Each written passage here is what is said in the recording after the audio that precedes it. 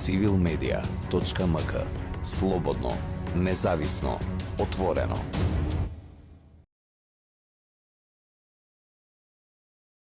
Страх седем и ние. Що ние, яки ли? И ние на страх седем. Ке тропне ли кой мачка ние рипнем. Ке дойдат, ке не нападнат. Защо? Кой век сме ние да спиеме на страх? Кой век сме ние да спиеме на страх и да чувствуваме дека некой ги има надвор да борим и се скочим и порушим? Сейде цело мало се плашим, цело мало. Но ли са много? Много са. И се бориме да спием. 7 до 8-9 сати, всеки си кујките тај ще остане, кујките тај се трес, очекува да не нападне. Домобрани, односно параполиција, се формираше по протестот кој се одржа на 8 април, каде дел од жителите на Кочанско Трајаново Трло побара од надлежните институции да преземат мерки да престанат кражбите и провалите во нивните куќи и дворови. Но, покрај барањата да престанат кражбите, тие упатија порака и дека само преку нив мртви ќе може да се изгради нова населба со типски куќи во кои се планира да се населат 28 семејства, односно 100 роми кои нелегално живеат по старата касарна во Кочани. Тимот на Цивил го посети Кочани по неколкуте инциденти што се случија во изминатиот период. Разговаравме со Милица Иванова, која ни раскажа како параполицајците го претепаа нејзиниот внук ни крив ни должен. Бебето тука спие на вајча, оно таму малот и дето го зима и овака, тука на моето, тука беше спот, тук, мола ви се вика, пуштите ме, кажете по кои причини ме тепате, они мама. И веќе комшијата кој излава, да вика по-назад, а ја па забеляли скочите тука те, канушнико, дина по телефон, слушам дето писка страшно, моля се за помощ. По кои причини го направи? Гледаш естърчи, ово е срамот и гроб. Гледай, 6 джама дупли скачи ги сон ги направи, гледай. Защо това не е го взяла? А без майка го чува. Ние ден не са никакво, нищо няма, беби. Одека он си ги да се знае, боя да се изкочи да се знае. Така е сега детето. Доле бяга по куйките спи, боя се тук да дойде да спи. Има погреби. Да, мавано ще има погребо, има в палките, има лекарско извадено. Ще мавано по гюбрето, знае тая тук модра беше, ще се ударили два шамара да трае помощ да не траже. Со царски рез жен, срамот. А бебето? Бебето беше цялото стръчи со оно чепкалка от чиста име. От сърчите. Лопците още му е цървено. Може они дето да го тепат. По кои причини лобине? По кои нека се обясни, судика и суд и се. Нека каже по кои причини. Цяло мало знае моето дете не фака. Не крада. Со потярме, гледаш оси. От Японията ги рада. Значи дето улава, миси нозите, улава и вика на снаята. Има на стайда яна, тресат ми се раците и нозите за едай. От тази страна, колата надвор. Стоя они мава по колата. Слушам само кръшение на кол. Викам, шо му биде на младите се кръши кол. Фопо, гленана, джамовете, бам, бум, бам. Дето я веке оттамо, тамо стоя, теке тай нужди. От тай нужди. Слушам го, дето веке нека се моля. За помощ, да го пущат по кои причини, му кажа да кон тепа. Шамай пичка ти майчи на циганска класа, ти да пискаш да ги спираш роми. Па нормалните писка, аз съм 40 години, як я пискаш. Я ги спираш, ако не беше кушет, моите дети, моите внуци бяха мъртви. Тръча бял тука, комшията оттам сбран народ, сбран си комшиите, хвала и на комшиите, защото тръча. Размава се ни нагоре, ни натам со маски, тия маски ли ги викате? Какво ги викат тия? Само очи се гледа. Маски ли това? Утепава ми го дето, по кои причини? Моето дете не е айдук. Нагинато полицията река найната от Андре Николов дека има поплака за крадени. Полицията не ли ги знае?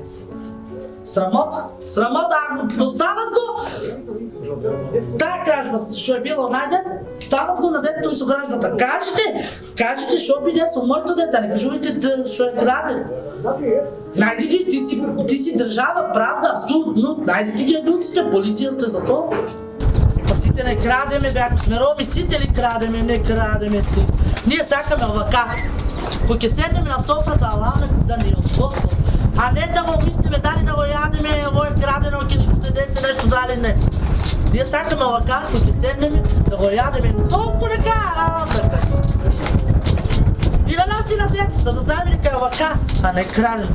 Значи дето се бое не само дето и ние комшиите тука сите. Боеме се дома да си спиеме на рана. Трябва да се симинята надоле, одете. Не, Или само. наоѓате друг пат. А от тука по долчинята, бегаме по кюшинята, долчина во се надоле. Тоа е сега долчина, по долчина, по сокаци, бегаме надолу, да не фана. Тоа е се сокаци, тоа е војничко кладенче на времето се викало и по него надоле, по травите, по дрво. Не поминувате по Боеме се тамо да мине, ќе не фанат. Боеме се, од тука бе. Направи ми си пати и од тука одеме надоле. Програмници тука нема, ко требе нешто, деке се види или ме земеме, шо требе, стемне или се... Па, по исто пат се врнеме, повторно. Значи, боеме се, да се разпием. Очекуваме ке не нападнат, ке не тепат. Они са група големи. Кој век сме, која држава во, шо е во? Станаме ко турците, на времето шо съвладе, они станаа, ни ги замени. Тоа е прв пат, они по 30 душите тука се крият. Братце, тия, не знам да ги кажем, само устите и очите се крият. Со палки, со електрици. Сами дежурат. И оттам, докато они нон-стоп минат со мотори, со сто, чуват, се сиват. Сега има, сега да се Сега ставият 20 часата, не ги чуват. Сега панеме ние роми, ние не сме улови, ние сме с чувство. Ние сме с успес. Дека неки ми ние те пачки скажа. Има държава, има Има судови, закон, ясно. правдата ќе си ја најде правдата. Не оставаме на правдата, ние не оставаме на друг. И на Господ. Господ ги платите, што ни го тепа дето на правда. Който дете, они го тепа, тай вечер го не го затварят. 24 стата дето цяло не обчинице. По кои причини судиката со сните така? Адвокато на taj шо, ние не ли гледам у Фейсбук, не улавам. Со taj адвокато е така. Судиката, моето дете го става в притвор, вие ги пушта на слобода. Дека таа правда? Или вие сте цигари, немат пари, нема шо да прават.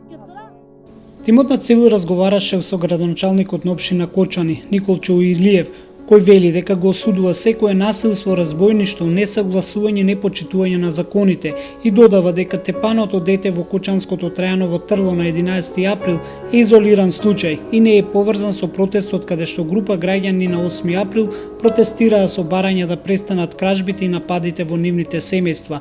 Те исто така протестира и дека нема да дозволат да се изгради нова населба до нивната, истакнувајќи транспарент само преку насмртви.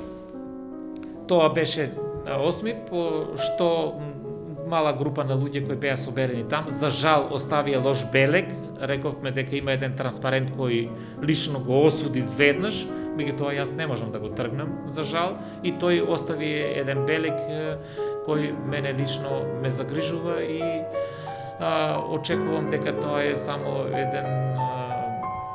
еден гест на луѓето кои недоволно размислили дека тоа е навистина непотребно и дека тоа ќе биде коригирано. Значи, единствено што на тој настан и тој ден јас го забележив е паролата која беше оставена таму и таа е за осудување и ја осудив.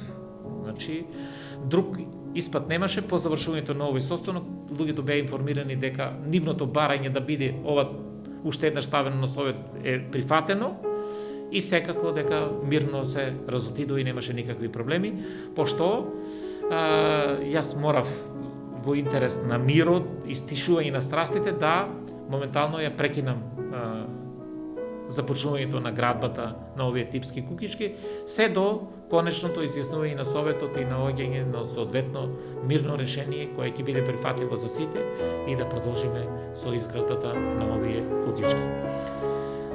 За жал, непосредно неколку дена, односно после тој насад, точно на 11 се случи уште еден немил настан, кој исто така не е поврзан со градбата на типските кукички, меѓутоа следствено на настаните многу луѓе, а понекогаш и дел од луѓето со политика го користат и едноставно му дадува една димензија што навистина не заслужува и нема потреба од таква квалификација. Тој е изолиран настан. Навистина е жалосно дека тој настан беше поврзан или испровоциран како меѓуетнички судир, што сметам дека воопшто не држи место и не е таков.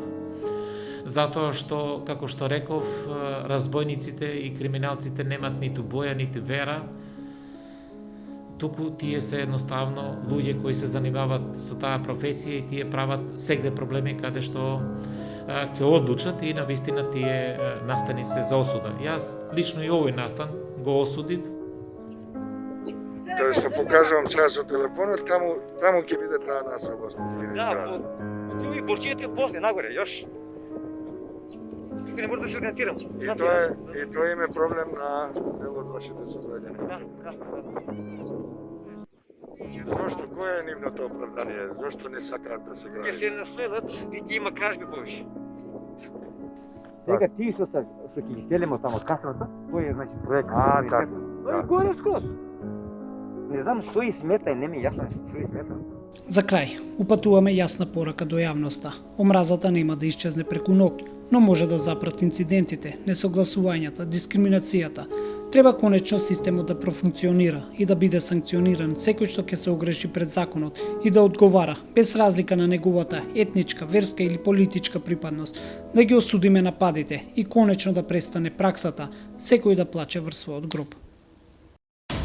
civilmedia.mk Слободно, независно, отворено.